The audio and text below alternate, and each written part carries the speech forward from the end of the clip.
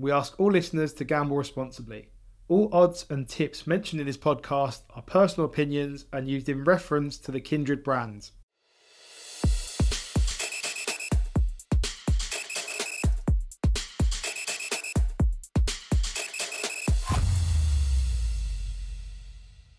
Hello and welcome to Game Week 4 of the Kindred Kickoff podcast. We're joined by two new members today, and podcast veteran Louis Hervik has also joined us. I'll be giving some brief introductions. So we have Rohan and we have Christian. Rohan, if you want to kick us off with what you do and what you bring to the table. Yeah, I work in the retention team, focused on the UK market. Big football fan, big QPR fan in particular. Hopefully I'll have some sort of angles gained from watching a lot of championship action to kind of put in on the promoted teams and some of the players that I've seen over the past few seasons there. Perfect. And Christian? Yeah, I'm the Sponsorship Insights and Operations Manager at Kindred. Help utilise data to measure our sponsorships across the board. I'm a big Chelsea fan. Get to quite a few of the games. Looking forward to bringing that to the table as well. And of course, Louis, as mentioned, needs no introduction. He's been here for 4 straight weeks, so he's a veteran of the pod.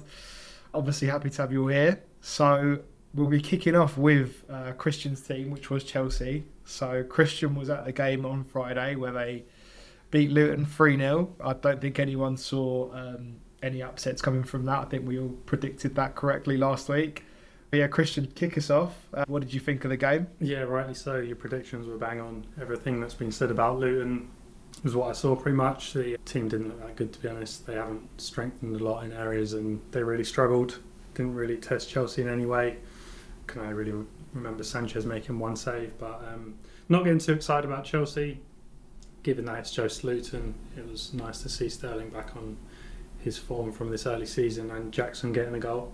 So yeah, just wait for tougher tests. Forest at home next, which will definitely be a good test. And then I think, Gusto also fitted in quite nicely at right back in place of James as well, which looked quite promising. Yeah, we were just saying that he's probably going to be doing that a lot this season. Unfortunately, due to James's injury record, doesn't look great, especially with the Euros coming up this year as well.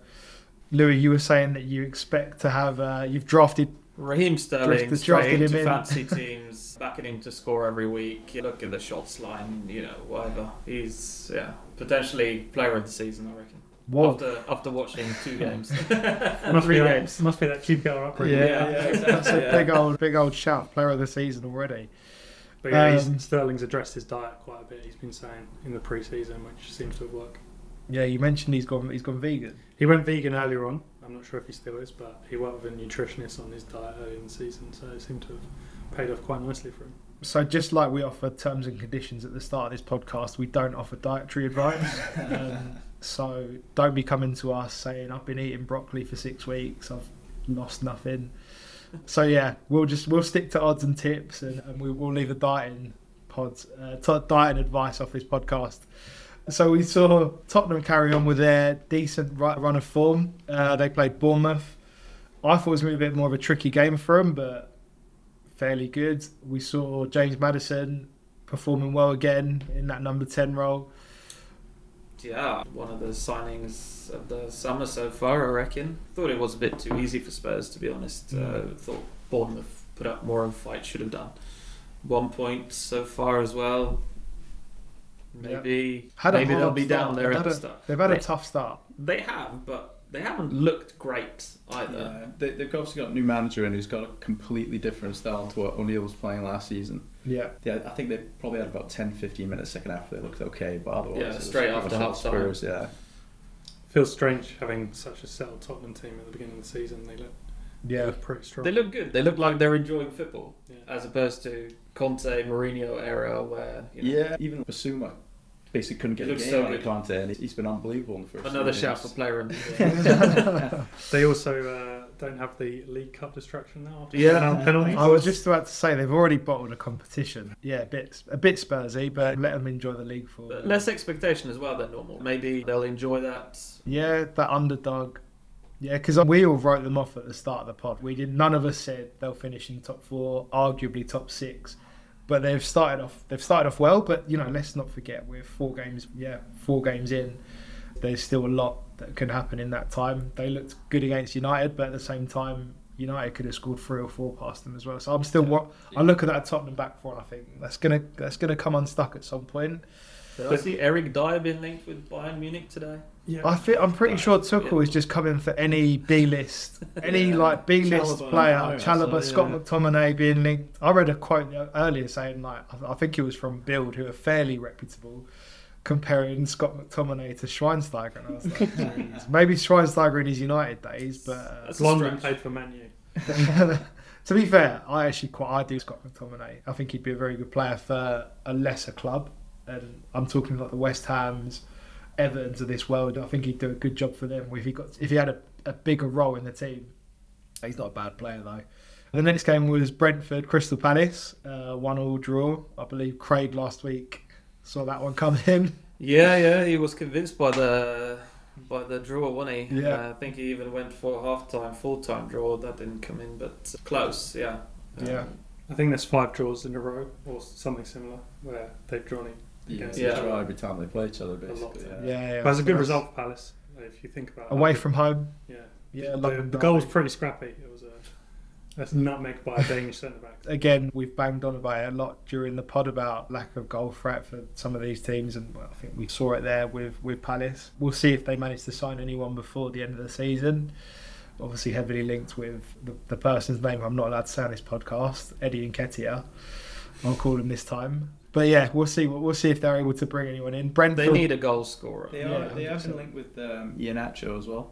Yeah, Nacho. Yeah, that'd be a And decent they- signing. But he's not going to Yeah. come in and score you a hat full of goals, is he? Matessa got, 10-minute hat-trick last night?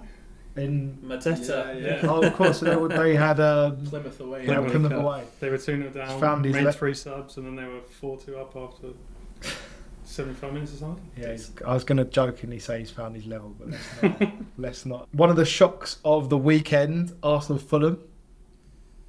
Yeah, I didn't see that one coming because Fulham haven't had a great start. Still think they'll struggle, like was mentioned. On the Yeah, we said that they'd overperformed last year, and obviously Mitrovic is now gone, and they've not really signed anyone that struck me. Jimenez isn't gonna. Don't know. He's not gonna score the goals that Mitrovic scored. I'd be surprised if he gets 5 this season. Yeah, since his head injury, he's not really been the same player, has he? Lost his mind at the same time. Yeah, not been a great few years for him, unfortunately. Arsenal, though, there's a few question marks about saying that I think the it's just formation. concentration, though. It seems like giving Yeah. goals away That so first easily. goal, I mean, there's that stat that they've conceded in the first minute at home 3 times the Yeah. last Oh, 9 yeah. home game. Clearly, there's some sort of issue there where they come into games probably not at peak concentration. And, They're struggling with injuries, aren't yeah. they? for They're sure. not settled. I mean, that first goal they gave up was a joke, Yeah. really. The second one, though, early contender for goal of the season. Well, the Yeah. first The one way was it bounced, and he half volleyed it. Yeah. Yeah. Goal. the first one was just goalkeeper error. And No. I mean, Saka's played a blind pass back, and then I don't know what Ramsdale was doing. that's It what looked I like mean. he Yeah, was gonna come, and Ramsdale, then- you still. As a resident goalkeeper, I'm going to be on the goalkeepers union. Ramsdale's positioning is out from playing out the back. Saka's passed it back, and he's trying Yeah. to track back. So Yeah, we saw a similar goal for United in pre-season where again we're seeing keepers coming out playing from the back and getting caught out. I still like my goalkeeping fundamentals, to be honest, being able to catch a ball and That helps if you're a goalkeeper. keeping out the ball. So Arteta doesn't. That's why he signed Raya. well, sorry. I like Raya. So we'll see how that. I mean, is he going to come in for United this week? You don't know. I'd be we'll, surprised. we will touch on that game because that's one of the picks of the week. Yeah. Moving on to United, another not a surprising result, but a surprising way that the game panned out with Forest scoring 2 goals in 4 minutes, which is the earliest Man United have conceded 2 goals since 1993. They went on to draw that game against Sheffield Wednesday. That was a 3-3 draw. Cantona scoring. Yeah, that's a nice bit of trivia for you there. Can we do it? Niklas called the Awani goal for Forest. Yeah. Well, He's been fair on play. he's been on a roll. real hot run of form. 9 in 7. Yep. And I think it's 7 in the last 7. Yeah, that was.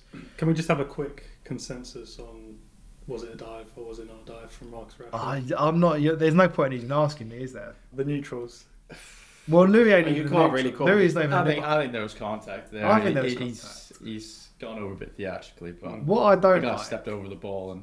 What I don't Well. like is just the amount of attention that it's got. There's been penalty decisions. The Like, Szoboszlai one against Bournemouth was a lot yeah, worse than like, that. I've not seen anywhere near the same energy, but because it's Man United. I think it's feels fair like- to give a pen. Once he gives a pen, it's going to stick, isn't it?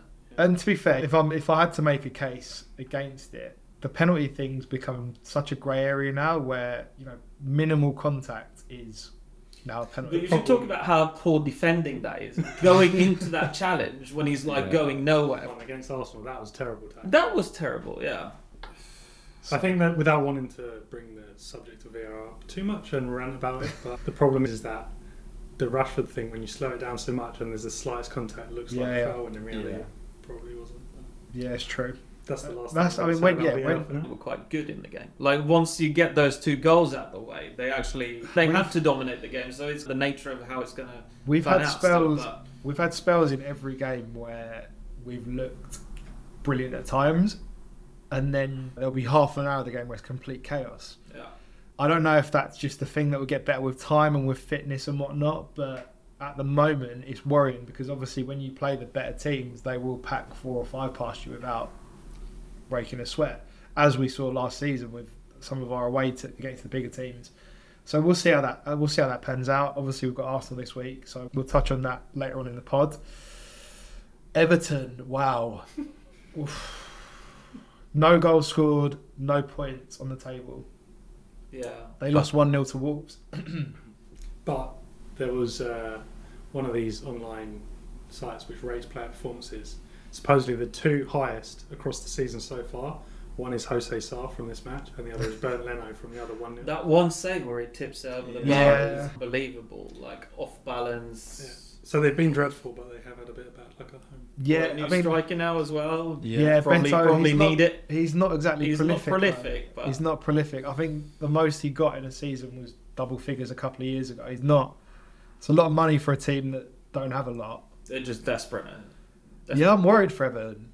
I'm really to have 2 back-to-back seasons where they looked dead and buried, and now to come into this season off the back of that. And obviously, there's a lot of problems off the pitch as well. They tried to get investment. Obviously, that's not come in. They're in trouble if they go down. and Sean they Dyche could mistake. be in trouble, I think, if this continues. Yeah. They've got a big one this weekend as well. I don't think any of us tipped him to go first. No. But right now, that's a good shout. But he's also a safe pair of hands in that dogfight. Yeah. So it's a tough one. But again, Unstable clubs usually. Yeah, don't things hold can on pick to up. managers. They had Big Sam a few years ago, right? Yeah. So they've been there and they've tried that. Yeah, And I it think didn't they've work, cycled through all of them obviously. at some point. They've gone through the lot. But yeah, who'd you call at this point? Alan Kirkchley. Yeah, that's a potential shout. If imagine that one comes off. You've heard it here first. Right? You've heard it here first. And so yeah, Wolves obviously decent, but again, it's hard to judge Wolves at this moment in time. There was another. I don't want to call this an upset, but it's a result that we didn't see coming. So West Ham, Brighton.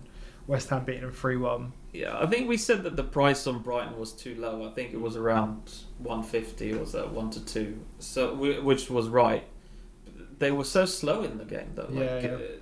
West Ham just had them on the counter every time. Like, they didn't have much ball, but they just ball over the top, and there you go. That's the way that you've got to play against a lot of Yeah. these possession sides. That, especially if you feel like man for man, you can't match up with them. You've got to play on the transition.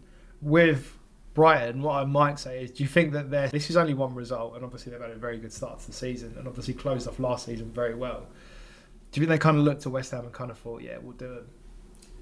Maybe they didn't look up for the game. No. Like the amount of times they kicked the ball back to their own goalkeeper as well. I was like, when you had the chance to either really have a run at their fullbacks and then ball goes backwards and they start again and it's up the tempo, go for it. Do you think that was like their plan to try and obviously they knew West Ham were going to sit back. Maybe they were trying to draw them out a bit so they get them behind, but Potentially, West Ham but was West sitting Ham there aren't like- moving. yeah, Right? They're just yeah. sitting there. They're They like, couldn't get well, them out. you want to draw us out, but we're not going for it. yeah. But yeah, You credit to David Moyes for knowing what to do. I think he doesn't get enough credit, and Bowen was saying that in the week as well, where he set them up perfectly to Yeah. make use. And There was a great stat where West Ham went 1-0 up, and I think they had 13 completed passes. Yeah.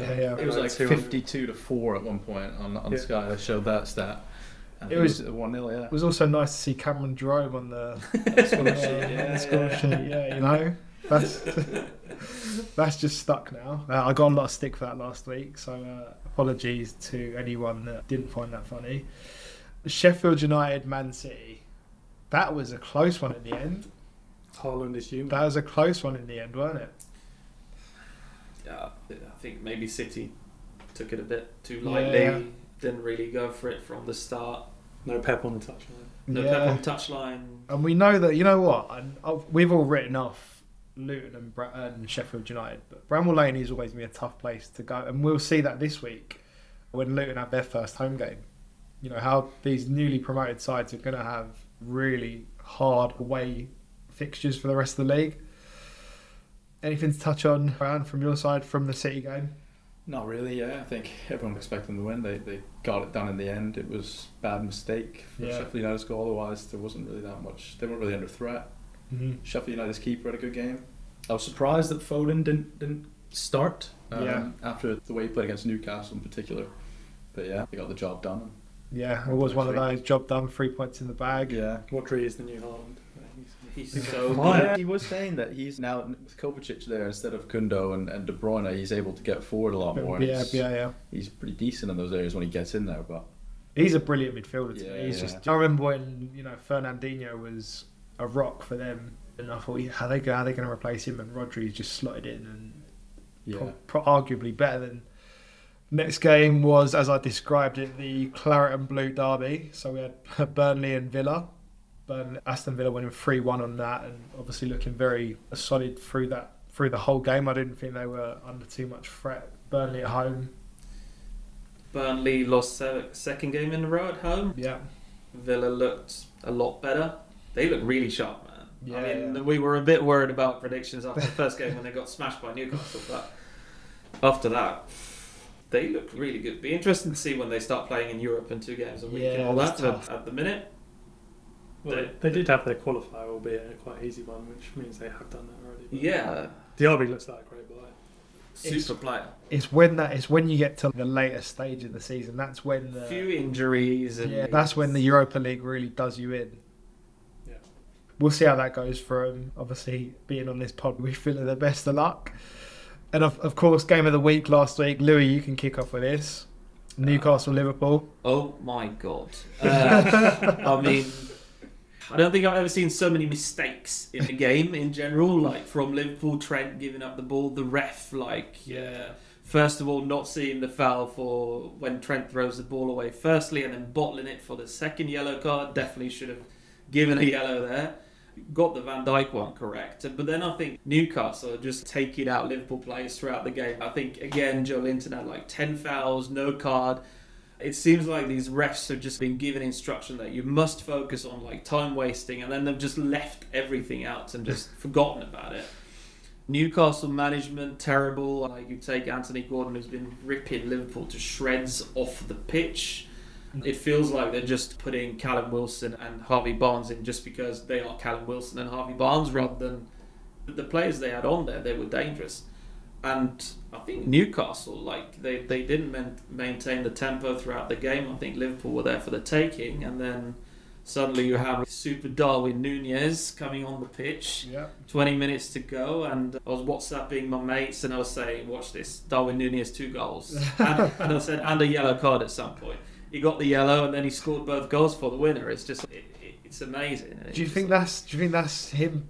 Do you think he's better suited to come off the bench and to attack when you've got tired legs? I think he's better suited to playing against teams where there's a bit of space. So can be from the start, but I think maybe he'll struggle more against teams that sit really deep on the pitch. I think he struggles a little bit with his first touch sometimes, that it's a bit long, that kind of stuff.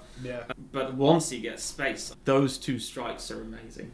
But again, 2 mistakes from Newcastle, right? First the interception that Botman misses, and then Bruno basically misplacing a pass, and Salah sets Darwin Núñez off on his bike. And I'll stick up for Newcastle probably the only time on this podcast. They've had a really tough start to the season in terms of their fixtures, so I think they will come good I don't know if they'll get that fourth spot again, but I can see that they'll still have a decent season. Yeah. I just can't see them challenging the top 4 this year.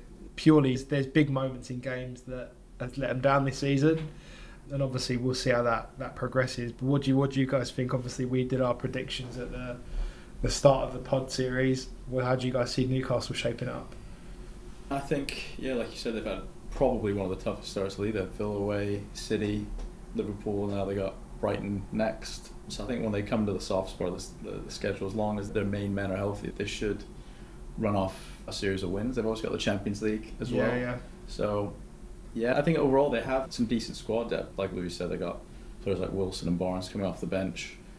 I think they'll be fine. And obviously, top 5 gets you Champions League now this season, Which is crazy. That's crazy. But there's a few players in there that are like super key for them, because there's a big drop off from like Tonali and Bruno to Longstaff, for example. Oh, 100%. I mean, Willock, if they lose one of those players, if they lose Botman, for example, and Lascelles has to come in, that's a big drop off. Don't know what you guys think, but I think it'll be interesting to see how they play against the lesser sides, where last season Newcastle were a bit of a surprise package. So it'll be interesting to see how they perform against the low block, because last season teams didn't really give them the respect that they probably should have had at the time. So now that teams will be like, okay, these are actually a decent team now. Let's sit back and hit them on the counter. Not like Liverpool did, but when Liverpool had 10 men, you saw the joy that brought. Yeah. Well, it'll be interesting to see how that shapes up. Anything from your side, Christian? I had a score draw in that game, so it's a bit of a sickener for me. Oh. But yeah, no, I think Newcastle will be there and thereabouts again, towards the top 6 at least. Not sure about top 4. Top 5 now. Yeah, top 4 at least. I really rate Isaac. I think He's as a sole good. striker, He he looks could really good, push yeah. on quite a bit. I don't understand why they're not starting Harvey Barnes yet. But Anthony Gordon looked amazing, but you could Yeah. maybe move him You over could to the right. yeah, and you could place play the Harvey two. Barnes left. Well, that'd be a frightening front But throw. Almiron, I mean, Almiron's he alright. looked good in the I was last thinking, game. yeah. That Yeah. save He got from rolled Alisson is well. obscene. yeah, And then he hits the post as well. He didn't have a bad game, Almiron. but yeah, they'll be banking a lot on injuries. I feel like they had quite a consistent 11 or consistent 13 last season, Yeah. and we'll see if Dan Burns a one-season wonder or not. I don't like to see someone who's 6'4", 6'6", whatever he is, playing at fullback. I love it. I can't It just stand makes no sense I'm to just me. thinking, It just makes defies, so little sense. it just but it's defies amazing. gravity, doesn't it? Yeah. It's just not. It's not supposed to be that way, not- but it's amazing to Yeah, watch. it doesn't work for me. It has worked. So kicking off this week, we have another Friday night game, 8 o'clock, Kenilworth Road, Luton West Ham. Bit of an unknown for me, this one, because we've banged on about Luton's home form and how that's going to be very different for Premier League teams to travel up to for West Ham. How do you guys see this one? It's got all the cliches of Kenilworth Road rocking midweek and the first Premier League game. They can make it a difficult place to go, but They have to, right? yeah, They have to. given what I saw from them against Chelsea, I actually think West Ham are pretty well priced at 1.8. Yeah, I think so too. And yeah, the conservative one will just be back in West Ham. Mhm. The more extravagant one, taking some inspo from Nicholas in previous pods. Bowen shot on target, who's had the joint third in the league so far with 5. Over 2.5 goals, and West Ham to win. It's 5.4. So quite like that. That's nice. Yeah, I think West Ham is also like a team that Luton probably wouldn't want to play in their own home. You'd much rather play a team like Bournemouth or Wolves, are a bit more attacking, but West Ham much more of a physical unit, kind of matching Luton with that physicality, because that's really where Luton stood out in the Championship last year with their crazy physicality. How did you view Luton last year in the Championship? As you said, that they were really physical. They had a really direct style of play. They obviously changed managers halfway through when Nathan Jones left for Southampton and Rob Edwards came in, and he was at Forest Green and Watford. He's a bit more of a ball playing, same formation but on the ground, and he just continued where Nathan Jones left off. It was a bit more direct and physical. Yeah. The two forwards, Morris and Adebayo, were like a big problem in the Championship. And you can see on Friday, I don't know if you saw, but they're big guys and they're hard to handle. Like Adebayo was throwing Dizazi around when the ball came into him, but Yeah, He's not small. yeah, he's not a small guy either. yeah. I mean, Cole, Silver, and Dizazi, they're all pretty big, and they were physical. Yeah, but the one thing I would say, like you probably noticed it with Sterling and Gustav having success, is they've got Ryan Giles as their left wing back, really good attacking full back in the Championship, or wing back in the Championship. But even in the Championship defensively, he was pretty weak, and he looked really overmatched in that game.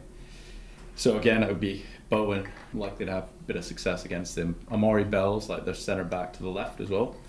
And I wouldn't say he's the strongest defender either at this level. Thinking the same thing. I'm going on Bowen shots as well. Over 1.5 is 3.15. So nice. I think that's some good value. I looked at Bowen's score 360, so pretty much on the same track. Nice. Yeah. We didn't line before the pod either. We didn't. I mean, and as on Friday, like Nicholas Jackson had tons of success, like picking up the ball and turning, and Mikel Antonio's similar sort of athletic profile, and I don't think the Luton defenders want to get close to him. Yeah. His goal, we didn't mention, his goal against Brighton was so nice. Yeah. Yeah.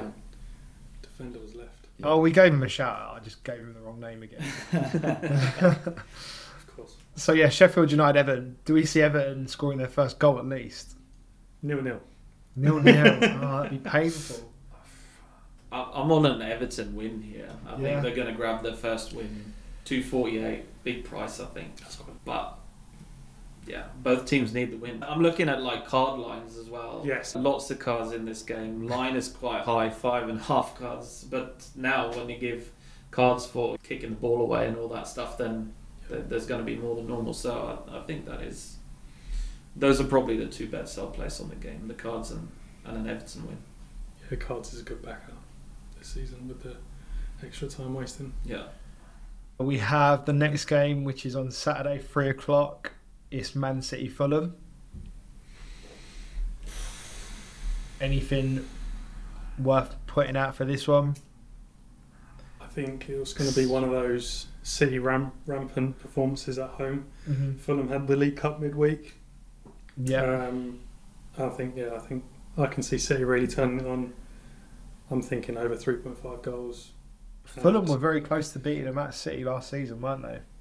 Yeah. Took a last minute goal, I think, from City to nick that one. I think it was a draw in the end. But again, I fancy City to steamroller him again this season. City to win and Rodri shot on target, 1.95. Yeah. It's good, yeah, it's good odds. Nice. Yeah. Anything on your side, Louis? I don't know. I was convinced by City scoring tons of goals up until like this weekend, and then they struggled a little bit and they didn't have that tempo that they can have sometimes. I'll probably stay away from that. I think the only thing I looked at was, I think Kenny Tete really struggled with Grealish last season. For him to get a card, 325. They really went at each other in that game. Yeah, Cardiff. really went at each other. So I think that could maybe happen again. So that's probably small stakes for me on that one. Can we label that the Hervik special? Hervik The special. fullback against Hervik Grealish. special. Getting That was last year. It was every game. Right back, if Grealish starts, yellow card. And also when we had the fouls market, I don't know if they'll be returning at some point. The next game on Saturday will be Chelsea Forest. Again, obviously Forest scored those 2 goals against United and looked good for about 10-15 minutes. Can they pose a threat to Chelsea? Yeah, definitely. We're still not completely settled at the back. Players are still finding themselves in the formation, the ever-changing formation that Chelsea fans are like to talk about at the moment. Yeah. I mean, 2 draws last season. I would say a draw and Awoni to score 12.5 is appealing if you're looking to get a bit risky. But yeah, I feel like it'll be a 2-2 or a 2-1 to Chelsea. Yeah, narrow. Anything from you guys? Sterling goals all the way. Sterling, Yeah. you're really backing the Sterling to Sterling score goals. at least 238, but I'll have a look at the multiple goal lines and all that stuff as well. I'm sold on Sterling. I'd probably be backing Sterling and Jackson as well. I think Joe Worrell got sent off against United, so he won't be playing. And their centre backs, like Scott McKenna, I think is championship level. Yeah. I just think they'll struggle against those two, but it'd be tough to say that Forest could have a completely different team. Yeah, I mean, I think they're still being linked to players as we speak. So Like Hudson Odoi, I saw before this. There's still some rumours that Brennan Johnson might go. Yeah, We need to contain Gibbs White. I think he's he's a star man. He's a Him very, and- very good player. Yeah, he's definitely improved in the last year or so since signing for him. Because I remember when they signed him and it was 30 mil and everyone was like, geez, that's a lot. But he's starting to perform for that price tag now. We have Burnley, Tottenham this week. So obviously Tottenham starting off fairly well. Burnley haven't got any points yet.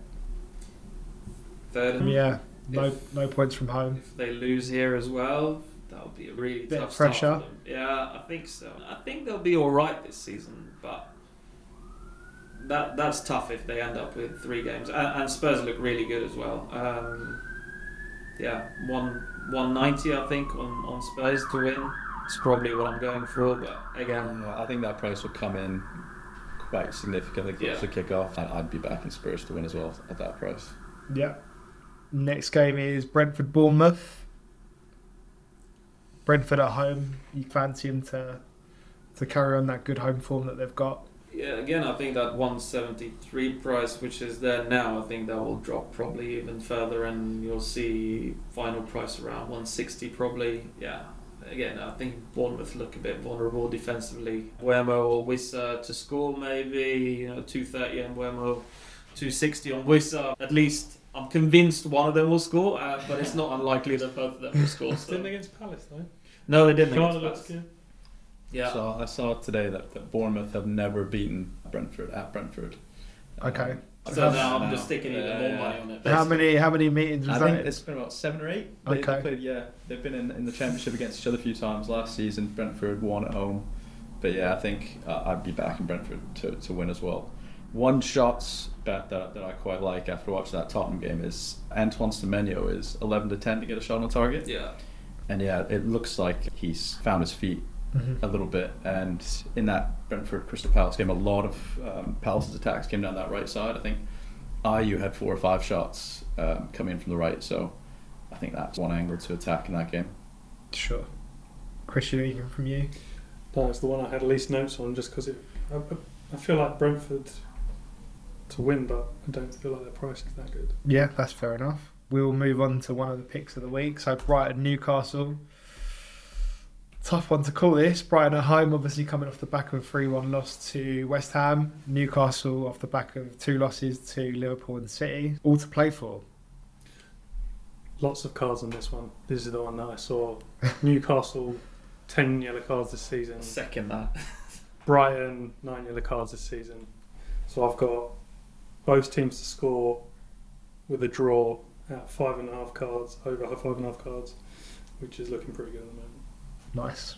Yeah. I'm going similar thought process, but so I've taken them as single bets, but over 3 goals on the Asian line, so money back if it's 3, win if it's more, 182. Gone for the over 5.5 cards, 214. I'll be tempted to even take a higher line, to be honest. And then looking at the corners, over 10.5 corners, I think regardless of how the kind of game will plan out, as long as one team doesn't go up like 3-0, then one team will always be attacking. As long as it's even, both will be going forwards. So I think that's a good line for me.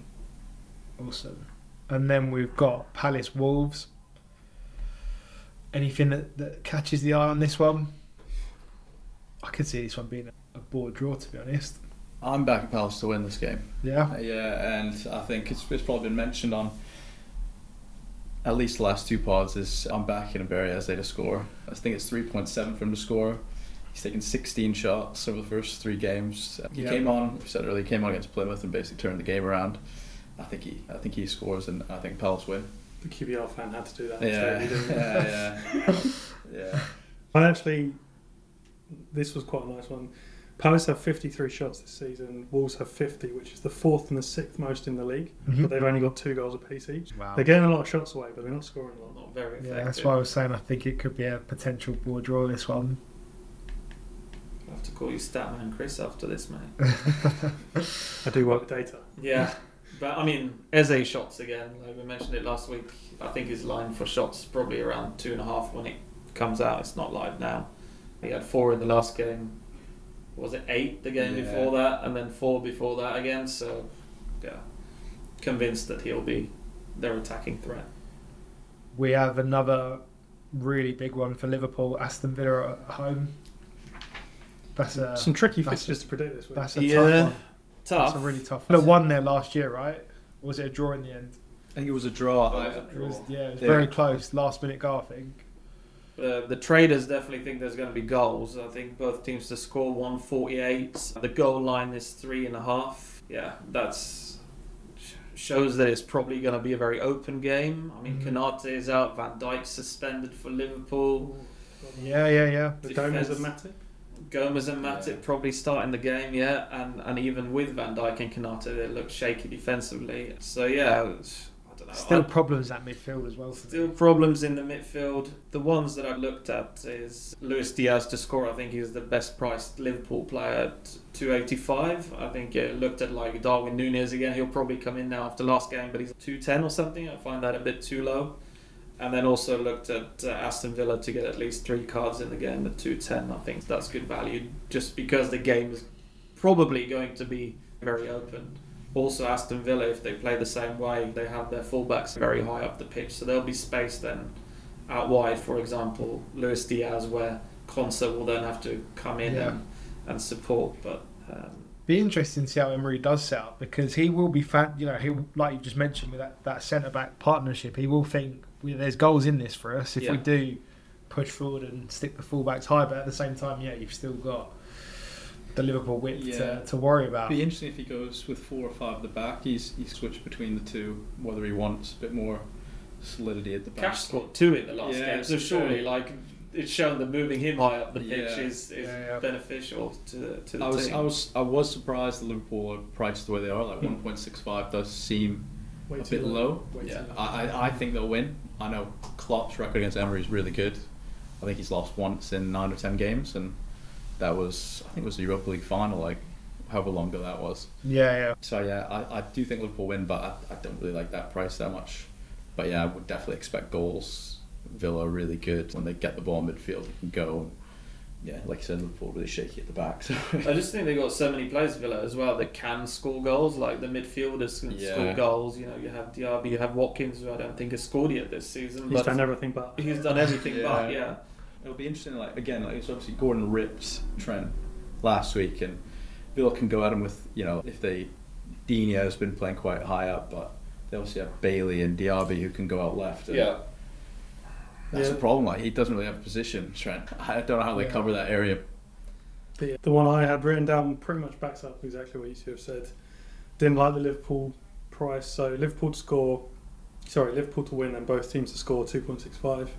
And then if you want to expand that a little bit with a Diaby shot on target, 4.3. That's very good. That's very good. Even the pods surprise us sometimes. So moving on to one of the picks of the week again. Been a lot this week. Arsenal Man United. Everyone's looking at me. Lots No Shaw, no Varane, I think, is a big loss for United. Lindelof looked alright coming on, but again, bigger teams. Like, is Darlow going to be playing left back? I think so. Are we going to get Cucurella in before then, as if he's the answer to all the questions? At the moment, the injury crisis is a mess, and I don't know if it's being spoken about outside of United quarters. It's really bad. So obviously Højlund we signed injured. We've got Shaw out long term, Malacia out long term. So Dalot is having to fill in a left back, which isn't his favourite position. And now you've got Varane out. So Lindelof, Mason Mount is also out. Although he should be back after the international break, so hopefully it's not too bad. I've heard that Varane isn't that bad as well. It should be a few weeks. But it's all muscular injuries, which is a bit worrying. Long games. Yeah, I don't know. Again, I've mentioned this previously on the podcast. The pre-season this year was a complete shambles, and I think you could tell in some of the games where players just weren't winning the balls that they should and weren't pressing properly.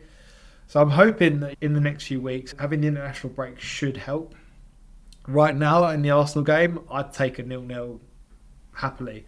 Anything on top of that is a massive bonus for us.